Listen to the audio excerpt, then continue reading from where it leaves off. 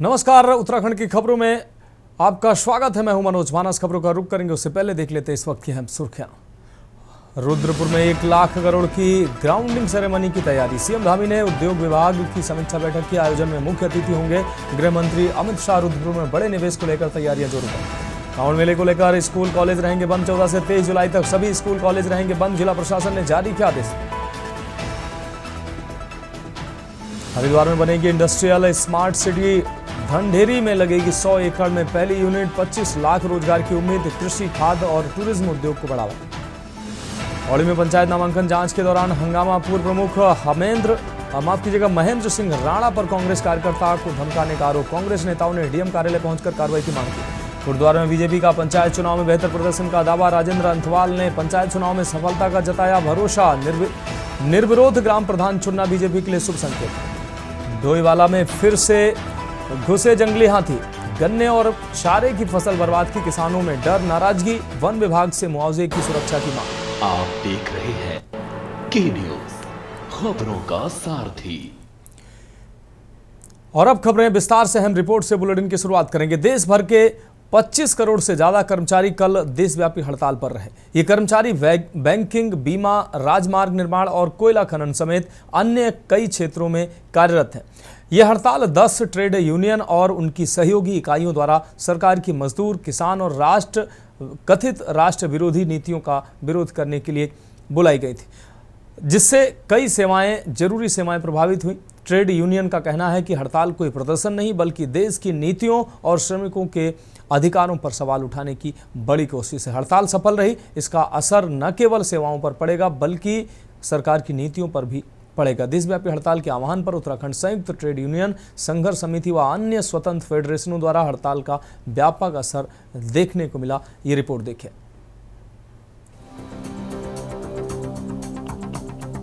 देश भर में हुई राष्ट्रव्यापी एक दिवसीय हड़ताल का असर बुधवार को उत्तराखंड में भी देखने को मिला। Akhil Bharatiya trade union congress और centre of Indian trade union CITU के नेतृत्व में स्थानीय मजदूरों, होटल कर्मचारियों, रेहड़ी पटरी व्यवसायियों और महिला कामगारों ने प्रदेश की राजधानी देहरादून के परेड ग्राउंड से जिला प्रशासन तक पैदल मार्च कर प्रदर्शन किया। इस हड़ताल में सैकड़ों मजदूरों, महिलाओं, युवा कार्यकर्ताओं और समाज सेवियों ने भाग लिया। सभी ने मिलकर नारे लगाए, जिसमें उन्होंने कहा कि श्रमिकों का शोषण नहीं चलेगा, हमारा हक है, कोई एहसान नहीं। महंगाई पर रोक लगाओ, मजदूरों को न्याय दिलाओ। उन्होंने कहा कि बीजेपी की केंद्र सरकार द्वारा देश भर के मजदूर के खिलाफ षड्यंत्र कर उनके अधिकारों से खेला जा रहा है, जिसको किसी भी हाल में बर्दाश्त नहीं किया जाएगा। हड़ताल का मकसद देश भर में श्रमिकों के अधिकारों की रक्षा और भाजपा की सरकार की मजदूर विरोधी नीतियों का विरोध किया गया। इस मौके पर विभिन्न मजदूरों को लेकर राष्ट्रपति को भेजा गया ज्ञापन भेजकर विभिन्न मांगे उठाई गई, जिसमें महंगाई भत्ता की बहाली व समय पर भुगतान, होटल, दुकान, स्कूलों में काम करने वालों को बोनस, साप्ताहिक छुट्टी मिले, 12 घंटे काम का नियम रद्द किया जाए, 8 घंटे की शिफ्ट लागू, 26,000 न्यूनतम वेतन तय किया जाए, गैस, डीजल, पेट्रोल की बढ़ती कीमतों को रोका जाए, नई पेंशन स्कीम खत्म कर पुरानी पेंशन स्कीम योजना बहाल की जाए, रेहड़ी पटरी वालों को स्थायी स्थान, सम्मानजनक रोजगार, चालकों और सफाई कर्मचारियों के साथ हो रहे भेदभाव को तुरंत रोका जाए, सिफन कोर्ट में उजड़े परिवारों को फिर से बसाया जाए, महिला श्रमिकों को सुरक्षा, ओवर टाइम और अवकाश की सुविधा दी जाए, सरकारी विभागों में खाली 50,000 पदों पर भर्ती की जाए, पुराने श्रमिकों को मकान और जमीन पर अधिकार दिया जाए, चाय बागानों की जमीन का मुआवजा श्रमिकों को मिले। प्रदर्शनकारियों ने कहा कि यह आंदोलन देश भर के करोड़ों श्रमिकों की आवाज है। यदि सरकार ने जल्द सुनवाई नहीं की तो आंदोलन और तेज किया जाएगा।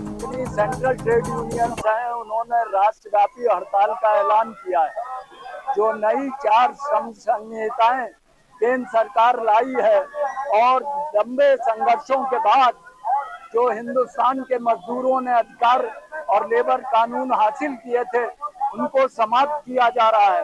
केंद्र सरकार कॉरपोरेट के हित में ऐसी नीतियों का निर्माण कर रहा है ताकि मजदूरों की कमर टूट जाए। हम इस प्रतिरोध के द्वारा, इस संघर्ष और आंदोलन के द्वारा यह ऐलान करना चाहते हैं कि केंद्र सरकार अपनी जन विरोधी और मजदूर विरोधी नीतियों से अपना कदम वापस खींचे। देखिए, संयुक्त ट्रेड यूनियन के आह्वान पर, जिसमें राष्ट्रीय स्तर पर इंटक भी शामिल है, ये भारत बंद की आज एक कॉल दी गई है देशव्यापी। जो औद्योगिक हड़ताल है इससे सरकार को हम संदेश देना चाहते हैं कि सरकार ने जितने भी श्रम कानून हैं उनको कमज़ोर करने का काम किया है मोदी सरकार ने, भाजपा की भ्रष्ट सरकार ने, और किस प्रकार से रोजी रोटी का संकट आज आम जनमानस में गरीब के सामने आ गया है, उसको देखते हुए आज ये राष्ट्रव्यापी औद्योगिक हड़ताल है और उत्तराखंड में भी इसका काफ़ी असर दिख रहा है। काफ़ी हमें सहयोग समर्थन हर एक जगह से मिल रहा है और आज हम जाकर अभी डीएम के माध्यम से महामहिम को राष्ट्रपति जी को ज्ञापन प्रेषित करेंगे। तो बता दें कि भारत बंद का आह्वान देश के 10 बड़ी केंद्रीय ट्रेड यूनियन ने मिलकर किया है। उनका कहना है कि सरकार सिर्फ बड़े कॉरपोरेट्स के हित में काम कर रही है, जबकि आम आदमी की नौकरी, वेतन और सुविधाएं घटती जा रही है। साथ ही सरकार लेबर कानूनों को कमजोर करके यूनियनों की ताकत खत्म करना चाहती है। इसके अलावा सरकार की नीतियों कर्मचारियों और किसानों के भी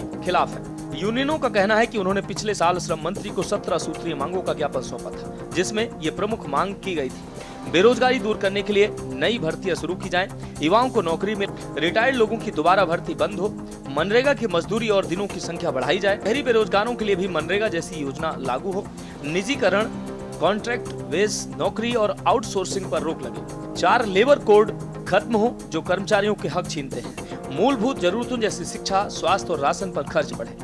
सरकार ने 10 साल से वार्षिक श्रम सम्मेलन आयोजित नहीं किया है। आपको बता दें कि इससे पहले श्रमिक संगठनों ने 26 नवंबर 2020, 28-29 मार्च 2022 और 16 फरवरी 2024 को देशव्यापी हड़ताल की थी। वहीं इसको लेकर विपक्षी पार्टियों ने भी सरकार के आगे कई सवाल खड़े कर दिए। से केंद्रीय ट्रेड यूनियन के आह्वान पर कल देशव्यापी भारत बंद का आह्वान किया गया था। उसके मद्देनजर अगर देखा जाए तो आज देश में चाहे वो आर्थिक खाई हो, चाहे वो सामाजिक खाई हो, चाहे वो राजनीतिक खाई हो, हर तरह से खाई मोदी सरकार के सत्ता पर काबिज होने के बाद लगातार बढ़ रही है। अब अगर बात करें मजदूरों की, श्रमिकों की, तो उनका तो और बुरा हाल है। 44 जो श्रम कानून थे वो एकाएक समाप्त करने का फैसला मोदी सरकार ने ले दिया और लॉकडाउन के समय पर बिना संसद में चर्चा किए 4 नए श्रमिक कानून थोप दिए गए हैं। अगर ये लागू हो जाते हैं तो जो पूंजीपति मित्रों की तरफ सॉफ्ट कॉर्नर है मोदी सरकार का कि वो और अमीर होते चले जाएं, गरीब और गरीब होते चले जाएं और उनके गुलाम बनकर रह जाएंगे ये श्रमिक, ये मजदूर। देखिए, कल का जो ट्रेड यूनियंस का प्रदर्शन था और ज्ञापन का जो कार्यक्रम था, उसे अगर हम थोड़ा भी अवलोकन करें तो हम ये महसूस करते हैं, उत्तराखंड क्रांति दल का मानना ये है कि तमाम समस्याएं भाजपा के कार्यकाल में पूरे देश स्तर पर बनी हुई हैं। सरकार का ध्यान सिर्फ जातिवाद, धर्मवाद, मंदिरवाद, मस्जिदवाद पर बटा है और विकास के नाम पर देश में कोई काम नहीं हो रहा। अगर हम प्रदेश की बात करें तो प्रदेश में रोजगार के सवाल पे, विकास के सवाल पे जिस उद्देश्य को लेकर हमने इस राज्य को बनाया था, उस आधार पर पलायन पर, मूल निवास पर और जो यहाँ के अहम मुद्दे हैं उन पर काम नहीं हो रहा है। वर्तमान में जो परिस्थिति हमारे राज्य की बनी है वो मजदूर तबके की हो, छोटे तबके की हो और या अल्पसंख्यक समुदाय की हो, ये तमाम मजदूर पेशा लोग, गरीब लोग, देश के लिए जान गंवाने वाले लोगों की अनदेखी हो रही है। देखिए, विभिन्न कर्मचारी संगठन अपनी मांगों को लेकर के जिस तरह से अपनी बातों को कहते हैं, निश्चित रूप से सरकार भी चाहे प्रदेश की हो चाहे केंद्र सरकार हो, उनको बड़ी गंभीरता के साथ देती है और हर कर्मचारी वर्ग के हितों के लिए हमारी डबल इंजन की सरकार हमेशा उनके साथ खड़ी है। उनकी अगर कोई समस्याएं होती हैं उनको सुन करके उनको गंभीरता के साथ उनका समाधान भी करती है। देश में देशव्यापी हड़ताल को लेकर विभिन्न संगठनों में सरकार के खिलाफ आक्रोश देखने को मिला। अब ये संगठन इस बात को लेकर आमने सामने आ चुके हैं कि सिर्फ एक संगठन की आवाज से सरकार को नहीं जगाया जा सकता। इसलिए तमाम संगठन संयुक्त होकर सड़कों पर जरूर उतरे हैं। इनका मानना है कि सभी संगठन जब एक साथ सड़क पर उतरेंगे तो सरकार को उनकी बातों पर ध्यान और अमल भी करना होगा और यही वजह है कि तमाम संगठन ने संयुक्त मोर्चा बनाकर सरकार के खिलाफ विरोध जताया है। और जिला अधिकारी को अपनी आपत्तियां भी दर्ज कराई हैं। अब बहरहाल सरकार को देखना होगा कि अगर किसी तरीके से संयुक्त संगठन सड़कों पर आक्रोशित हुए तो यह आने वाले समय के लिए सरकार के लिए भी बड़ी चिंता का विषय होगा। Uttarakhand desk report.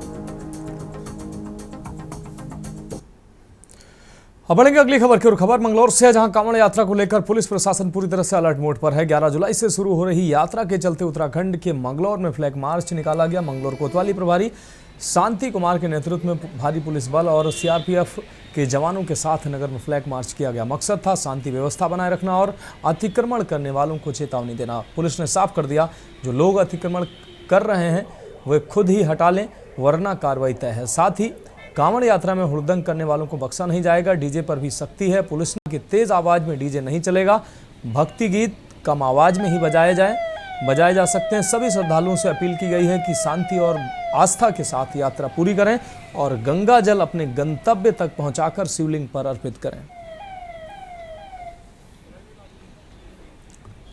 कांवड़ यात्रा के दौरान अतिक्रमण हो रखा है, इसको हटाना है और थोड़ा सा जनता में संदेश देना है कि कांवड़ यात्रा को सकुशल से बचने के लिए पुलिस के हमारे पास पर्याप्त मात्रा में फोर्स है। कम पड़ेगी तो और आ जाएगी। किसी तरह का कोई हुड़दंग नहीं होने दिया जाएगा। अब क्या कार्रवाई होगी? जो भी वैधानिक कार्रवाई होगी वो उसमें अमल में लाई जाएगी। धार्मिक आस्था के गाने बजाएं और एक अपने निर्धारित वॉल्यूम में बजाएं। अगर डीजे बजा के हुड़दंग करेंगे तो उस पर कार्रवाई होगी। फ्लैग मार्च का जहाँ तक दिखेगा वहाँ तक करेंगे। अभी बारिश का मौसम है। कांवड़ के लिए क्या संदेश देना चाहेंगे? क्या क्या उनको सुविधा करनी चाहिए? सभी कांवड़ियों का हरिद्वार नगरी में, धर्म नगरी में स्वागत है और आप अपनी धार्मिक आस्था के साथ आए हैं तो आप अपनी धार्मिक आस्था को बनाए रखें। बढ़ेंगे अगली खबर की ओर। खबर पौड़ी से है, जहां जनपद में त्रिस्तरीय पंचायत चुनाव को लेकर जिला प्रशासन ने अपनी तैयारियां तेज कर दी हैं। जिला अधिकारी स्वाति एस भदौरिया ने सभी सेक्टर और जोनल मजिस्ट्रेटों को निर्देश दिए हैं कि वे अपने अपने क्षेत्रों में सड़क, बिजली, पानी जैसी बुनियादी समस्याओं की सूची शीघ्र प्रशासन को सौंपें। वहीं निष्पक्ष और शांतिपूर्ण चुनाव कराने के लिए पुलिस प्रशासन में पूरी तरह से सतर्क हो गया। अपर पुलिस अधीक्षक कोटद्वार चंद्र मोहन सिंह ने बताया कि कानून व्यवस्था बनाए रखने के लिए सुरक्षा व्यवस्था को मजबूत किया जा रहा है। चप्पे चप्पे पर नजर रखने के साथ ही संवेदनशील इलाकों में अतिरिक्त पुलिस बल की तैनाती की योजना बनाई गई है।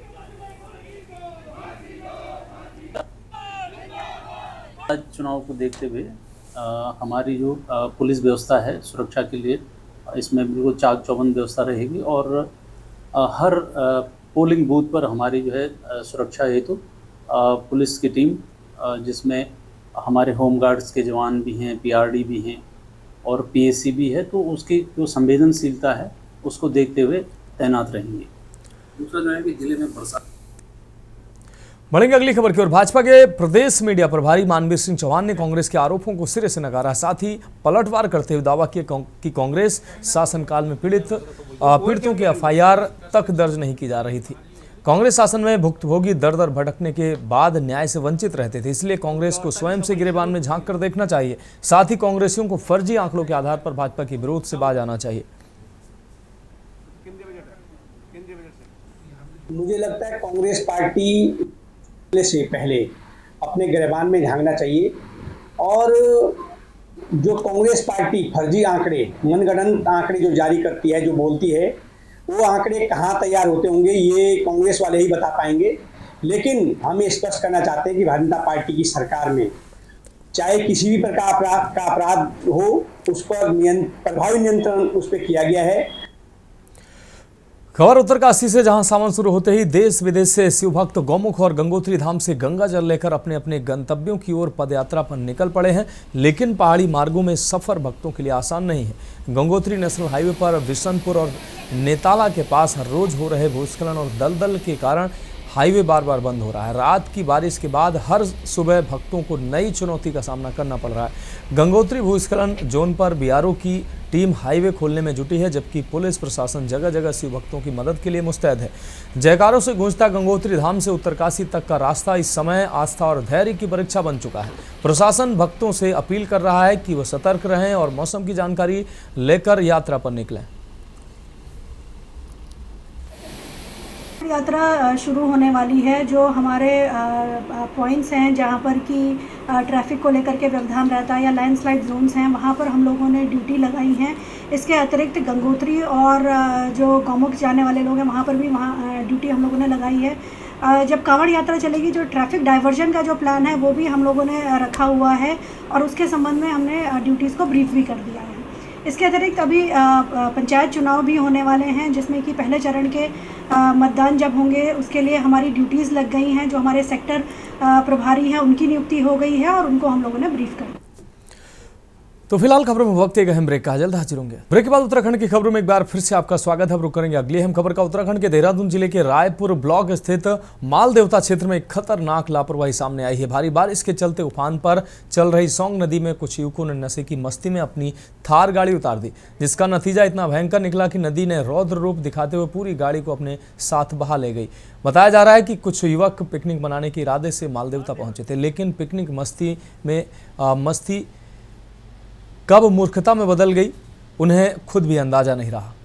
शराब के नशे में चूर युवकों ने स्टंटबाजी के चक्कर में थार गाड़ी को सौंग नदी में उतार दिया, जहां तेज बहाव ने गाड़ी को जकड़ लिया और वह देखते ही देखते बहती चली गई। गनीमत यह रही कि समय रहते गाड़ी में सवार युवक बाहर निकल गए, वरना यह लापरवाही जानलेवा हादसा भी बन सकती थी। जब पूरा प्रदेश आपदा के दौर से गुजर रहा है, ऐसे में ये सवाल खड़ा होता है कि क्या प्रशासन की हिदायतें सिर्फ कागजों तक ही सीमित रह गई हैं और क्या ऐसे हुड़दंगी तत्वों पर कठोर कार्रवाई नहीं होनी चाहिए जो खुद की ही नहीं दूसरों की जान भी जोखिम में डाल रहे हैं।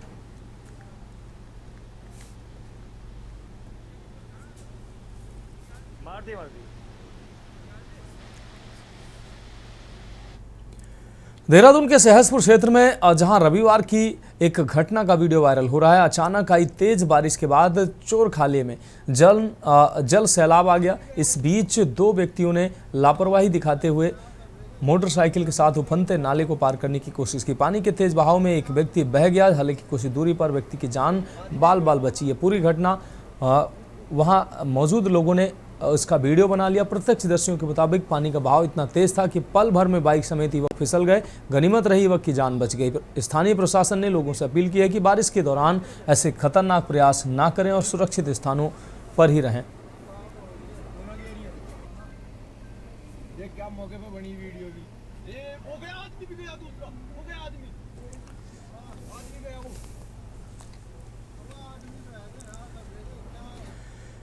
रुड़की में गुरु पूर्णिमा धूमधाम से मनाई गई। आपको बता दें आशीर्वाद एनक्लेव के श्री बालाजी ज्योतिष प्रतिष्ठान केंद्र में आयोजित कार्यक्रम में विधायक प्रदीप बत्रा, पूर्व मेयर गौरव गोयल ने आचार्य रजनी शास्त्री से आशीर्वाद लिया। आचार्य ने गुरु के महत्व पर प्रकाश डालते हुए बताया कि जीवन में माँ, पति और दीक्षा गुरु सहित सभी मार्गदर्शक गुरु होते हैं, जिनका सम्मान करना चाहिए। उन्होंने कहा कि गुरु अज्ञान के अंधकार को दूर कर ज्ञान की रोशनी फैलाते हैं। कार्यक्रम में सभी ने मिलकर इस पावन पर्व को उत्साह से मनाया।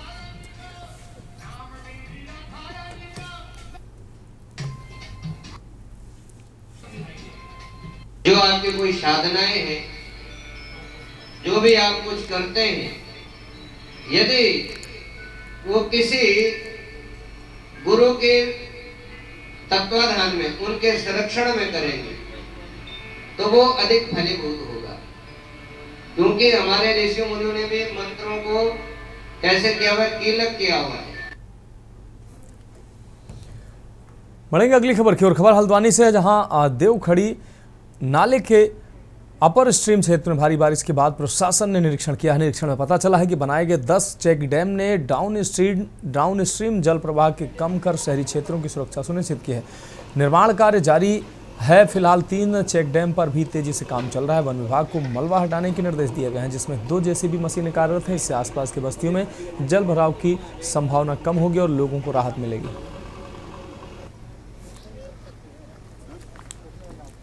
कल जो बारिश हुई थी उसके बाद देवखड़ी में काफ़ी पानी आया, जिसमें शहर में भी आ गया था, पानी रोडों पर था। तो उसके कारण जिलाधिकारी महोदय ने एक निर्देश दिया, जिसमें कि सभी विभागों की टीमों के साथ फॉरेस्ट है, राजस्व विभाग है और सिंचाई है और यूएसडी है, सभी यहाँ हम लोगों ने मौके पर निरीक्षण किया है। फुट हिल में बलूटी गाँव ऊपर के एरिया में काफ़ी अत्यधिक वर्षा हुई थी, जिसकी वजह से देवखड़ी नाले में जो 3 नाले आते हैं उनमें काफ़ी ज़्यादा पानी आ गया था। और उसकी वजह से जो हमारे चेक डैम थे, चेक डैमों ने काफ़ी संख्या में इसमें जो बोल्डर और जो आपका डिपोजिशन होता है वो रोका है, और जिसकी वजह से आबादी क्षेत्र में किसी प्रकार का कोई कटाव नहीं हुआ है, ना ही किसी प्रकार का मलबा गया है। अभी इन चेक डैम की स्थिति देखी गई, सभी चेक डैम में काफ़ी संख्या में, काफ़ी मात्रा में आपका बोल्डर्स और रेत आई है। देखिए कल जो बारिश हुई है, चूँकि काफ़ी कुछ एरिए थे जो जहाँ पे बहुत तेज़ बारिश हुई थी, वो जिसके वजह से शहर में कुछ जगह जल भराव की स्थिति आई थी, लेकिन स्थिति नियंत्रण में थी और कोई हानि वगैरह नहीं हुई है। आज हम लोग उसी को चेक करने के लिए कि ये पानी कहाँ से आया और किस वजह से ये भरा, तो आज हम उसी को लेके मौके पे भी आए। फिलहाल उत्तराखंड की खबरों में अभी के लिए मेरे साथ इतना ही। मुझे दीजिए इजाजत और आप देखते रहिए के न्यूज़ इंडिया। आप देख रहे हैं के न्यूज़, खबरों का सारथी।